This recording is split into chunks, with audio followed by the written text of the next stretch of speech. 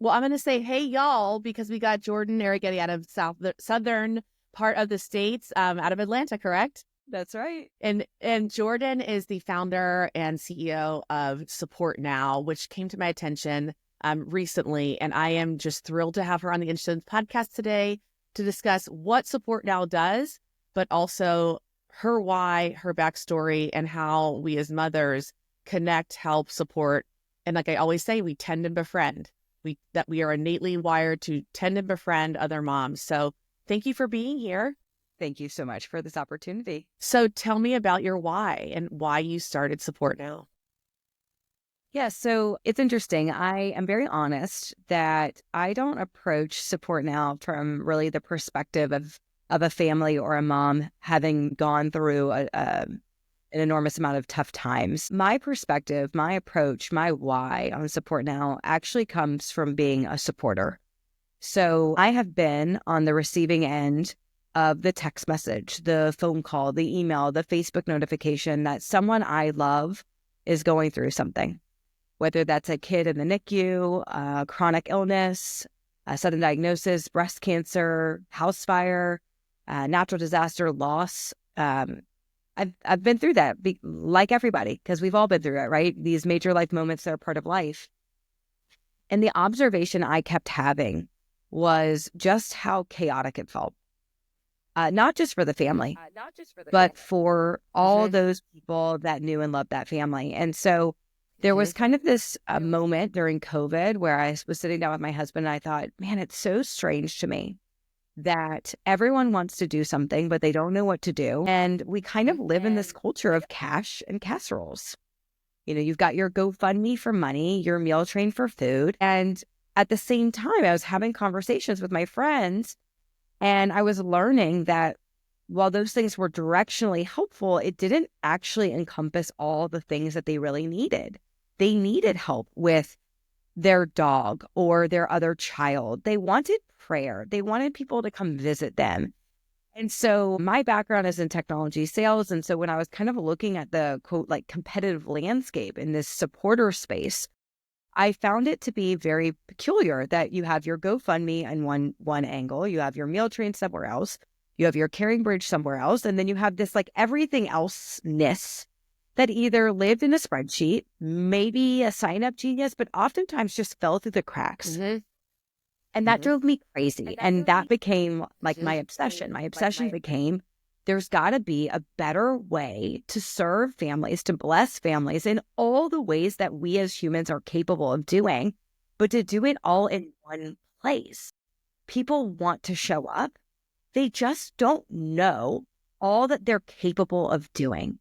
And so we feel so passionate about this opportunity, not necessarily to like teach, but to almost like retrain humans how to show up in the villages that we used to show up, where you do the thing because we're all capable of it, but to use technology to better prompt people towards the behaviors that we know families actually need, to normalize support beyond just meals and money. Again, not to say that those things are bad and we support those things and we do those things, but to say that oftentimes support is so much broader than the tools that are provided to us. And so we want to provide a more flexible place to do that. And frankly, a more compassionate and empathetic place to do that. Gosh, I could hear you talk about this all day because I feel your own there was a quote that says, you know, when you find out what your purpose in life is to find out what breaks your heart and do something to change that.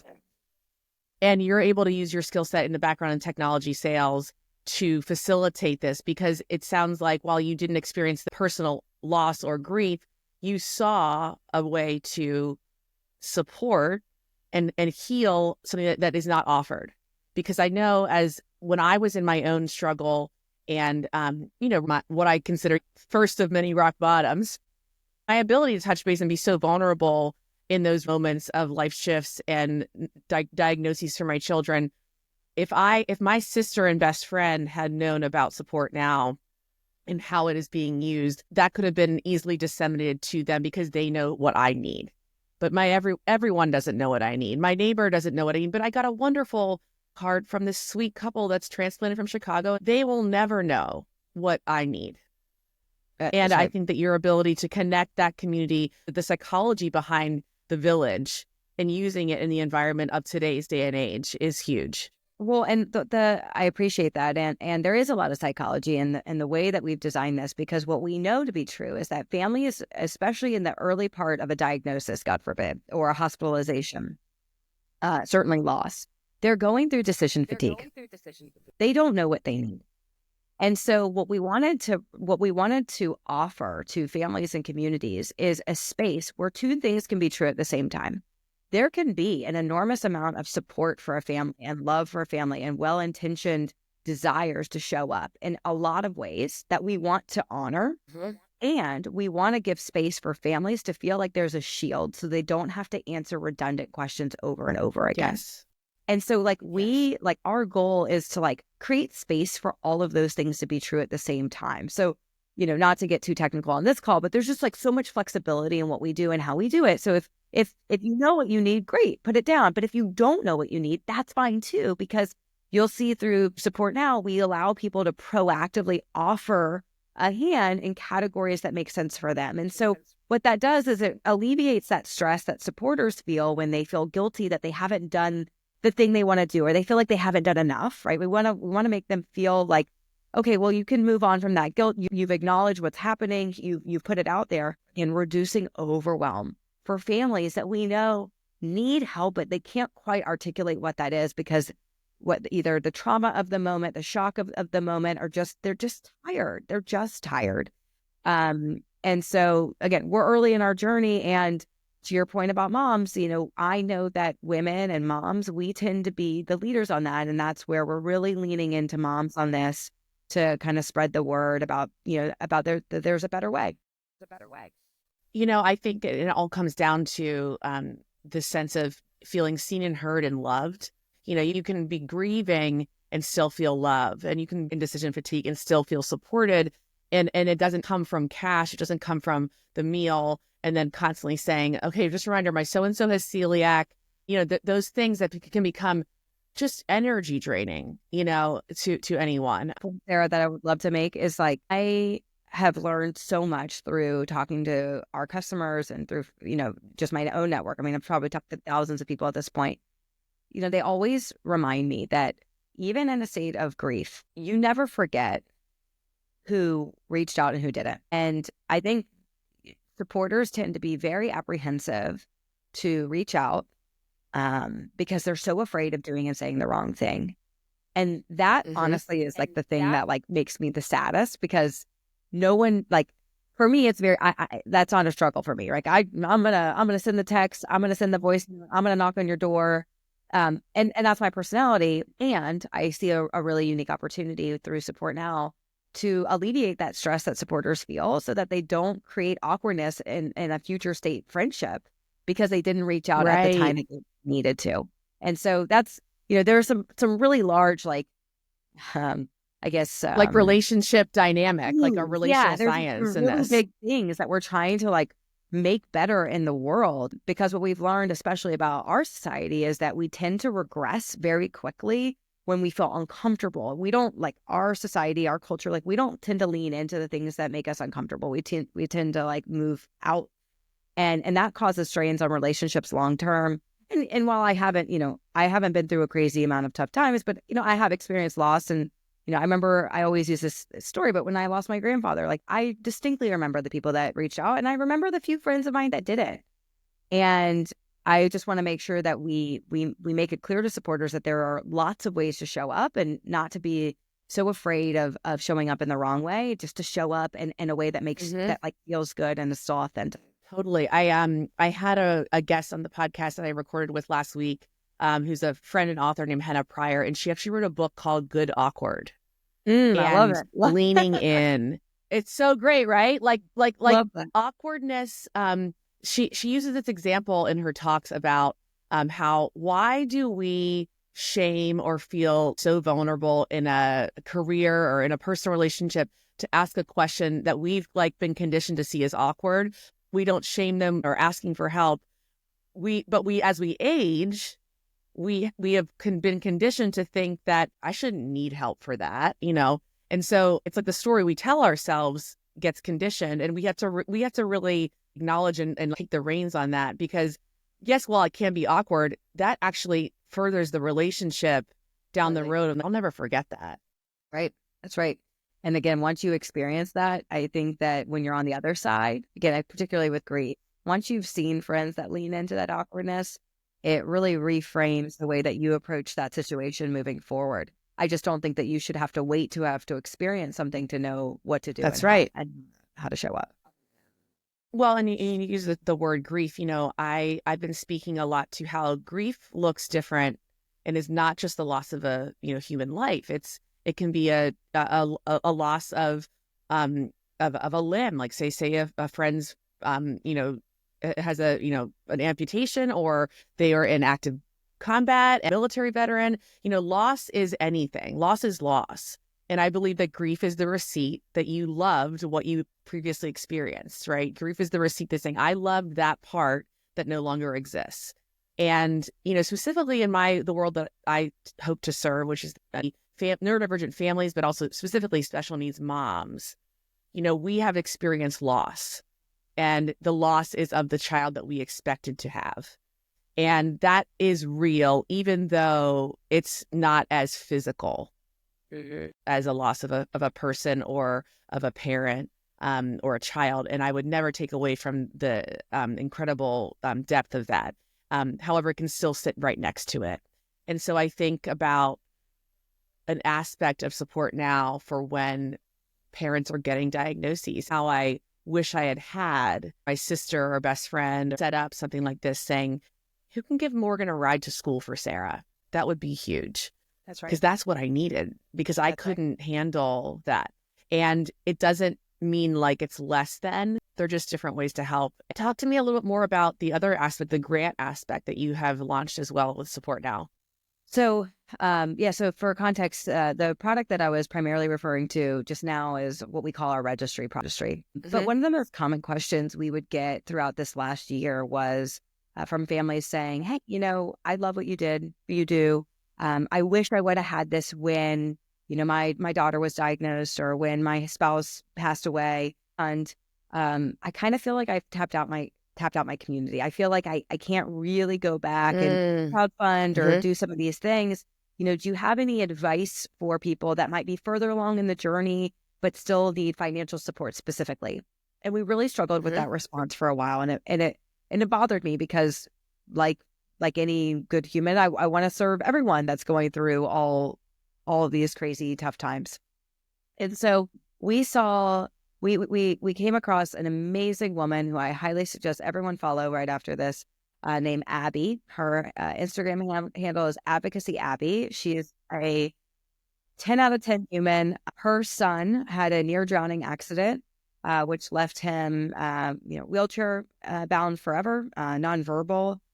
Just like in a moment, her whole life changed. He was 18 months old when the incident happened, and she became an expert at identifying grants.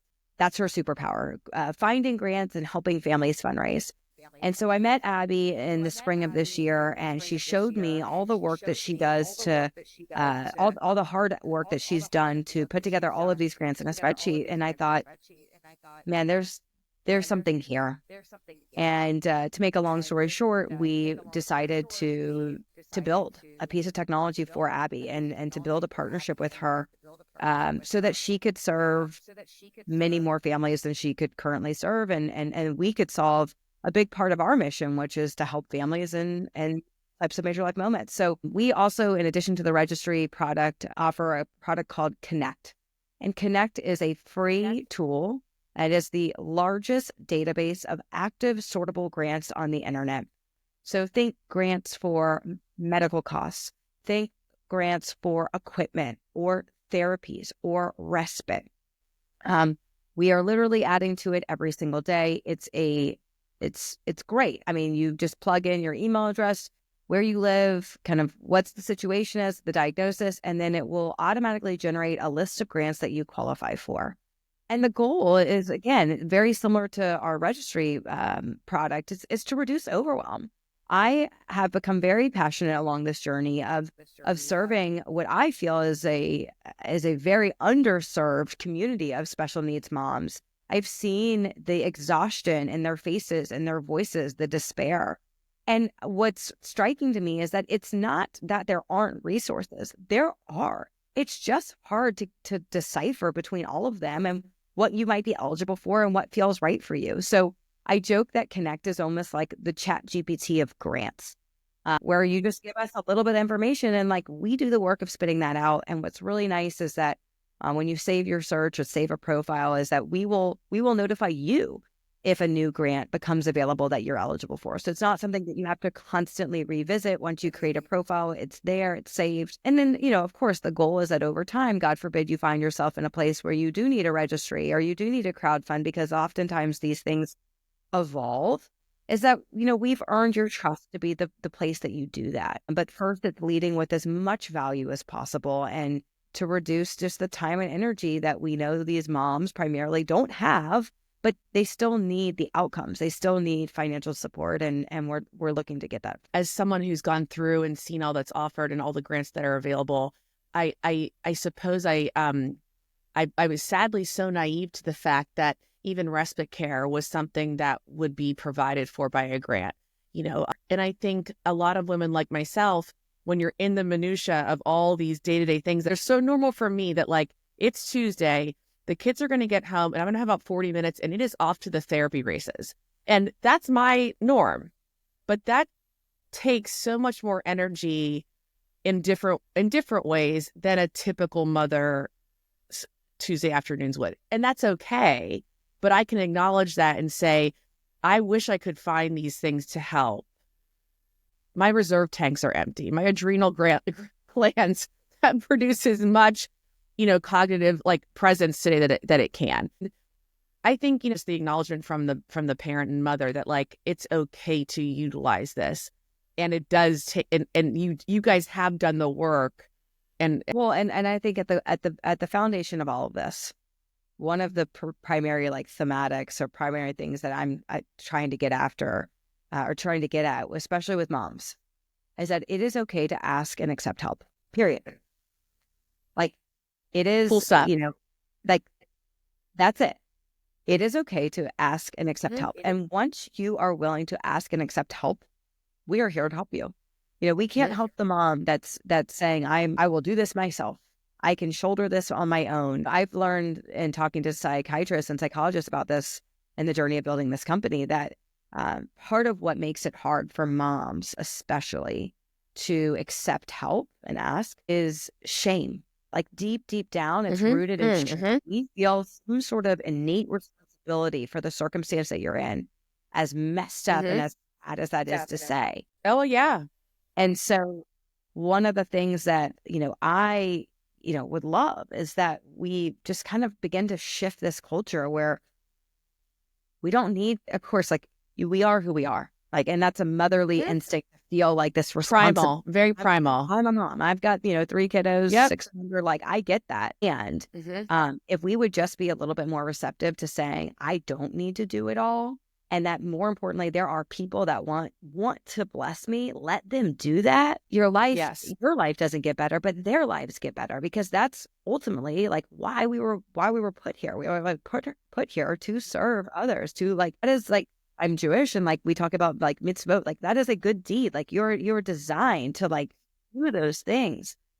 And so yes, that's something that our tools can do. Have a lot of power, but the ultimate decision lies in the family's acceptance that there are people that want to do something for you, and you have to be willing to let them do that. I mean, I could go down the shame rabbit hole with you on Brene Brown's research. I have her Wholehearted Parenting Manifesto on my wall. I mean, I believe so much in the ridding of shame and then leaning so big into vulnerability, because that's what this all is. This is just saying, being stripped down of all the and saying, I'm going to be so wildly and radically vulnerable to ask for help, or to just even start the conversation. And to your point, it's not just for you. I mean, let's call a spade a spade. People do enjoy you get something from giving. You get something so beautifully luxurious for your heart by giving. It's hard to be the recipient. I will be the first to say that that is very hard. And you feel so, maybe what's the word, like me, like I'm the one accepting this. I can't believe that Very I on. let myself get to this position where I have to accept this kind of help.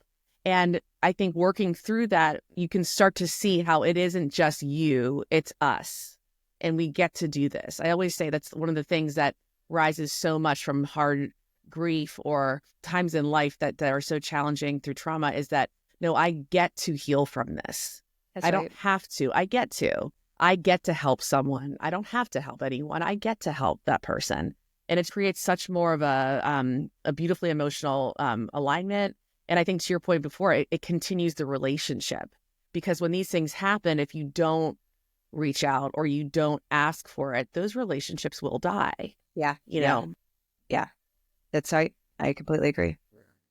So talk to me about how simple and easy it is for someone to create that registry page on Support Now. I anticipate being listeners to an episode like this are the ones that are wanting to help someone. Yeah. Great question. So there's, again, flexibility is like the name of the game here. So I see about in our data, it's about a 50-50 split already of who creates a registry. So it is not unusual for the mom, for someone in the family to create the registry for themselves. Totally normal. And it is not unusual, as I say, to have the maid of honor type create the registry. So think your best friend, your neighbor, your colleague, your sister-in-law. So that's also very, very prevalent. It's very easy. Again, both tools I talked about today are completely free. And the unique thing about the registry is that families can keep more of the money. In fact, families can keep 100% of the money when supporters round up through Support Now. So even if the only thing you need is money, you can turn off meals and turn off volunteer support and just fundraise with us. That's totally fine. Again, we're not here to tell you how to use it. We just want to give you the options to use the things that you might need along the way. And so the technology, I mean, I designed it for a busy mom, right? We designed it rather for, and we know the people that are doing this, they're probably the best friend that also have young kids of their own. And so I expect that. And so, you can access everything via, it's not an app, but it's mobile responsive. So you can access it via your phone on a desktop. It takes like a few clicks. You can customize your registry as you go. And again, I always say it like progress, not perfection. You don't need to know every single detail of like what Sarah needs to get the community started on this. The most important thing is just to create it, get it out there, because a lot of times your community will inform what is possible. Too often we rely on the family to give us direction, which again, I respect and I understand, but more times than not, like families would be amazed what happens if you're actually just make this like community led. Like, let's go see what your community wants to do and how they want to do this and how they want to support you.